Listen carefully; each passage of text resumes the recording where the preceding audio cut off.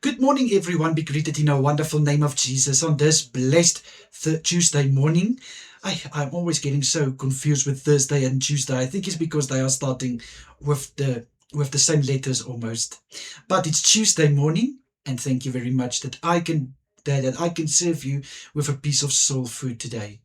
My brother and sister, when we read the verse in Luke 12, it's verse 51. We read how Jesus said that, do you think I came to bring peace, but in fact I came to bring division. Now when we read this verse, it's like, how can God bring division? Because we are serving a loving God. We are serving the God of peace, the Prince of Peace, and now he's bringing division. How's that possible? Let me explain to you what Jesus meant here, my brother and sister. Jesus meant that in the world there is going to be so much division because the world and the kingdom of God cannot stand in a unity. They don't want to stand in a unity. They are in a constant fight. And that is what Jesus meant, that he is bringing division.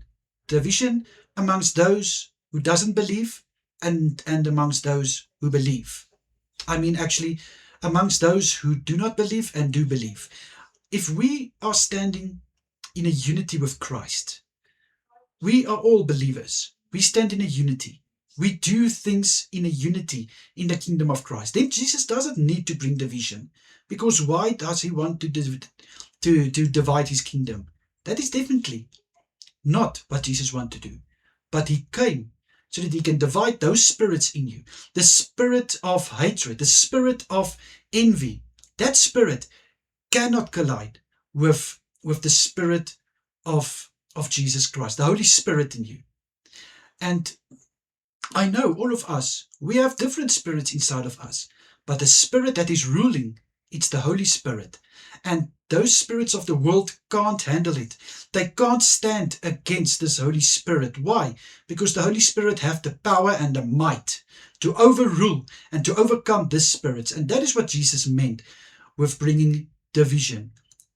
And also, my brother and sister, what I want to say is, if you want to stand in your unity with the world, I can't stop you, nor Jesus, because Jesus is a God that won't force him upon you.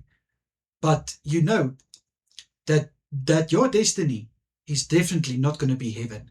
Your destiny is, unfortunately, the pit of hell. And that is a place where no one of us wants to be. And may I go further, as Paul also says in the book of Romans, that the spirit and the flesh are divided, because the flesh doesn't want to do what the spirit does, and the spirit definitely doesn't want to do what the flesh does.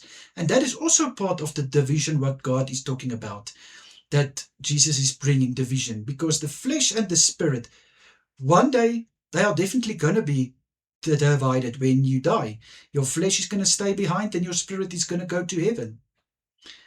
But what Jesus meant, and Paul also said in Romans, that why the spirit and the flesh should be divided is that we don't do what the flesh wants us to do, and the flesh doesn't want to do what the spirit wants to do.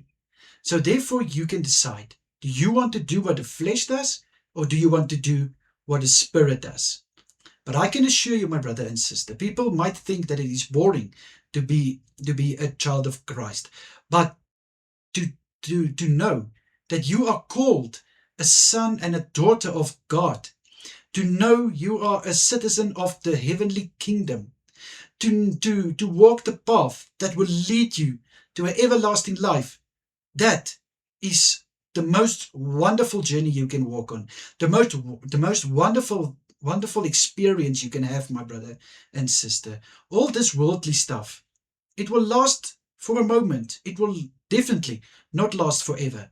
But a life with Christ will last forever. And that's what Jesus meant when he says, I'm also bringing division.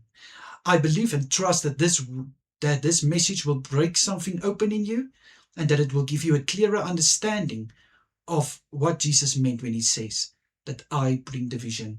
Let me pray for us. Father, thank you very much that I can serve this message to my brother and sister. Thank you, Father, for breaking open your word by your Holy Spirit.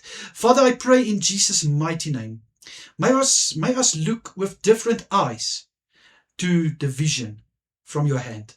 May we know that you are not dividing your kingdom, but you are dividing those who are ungodly and definitely those who are godly.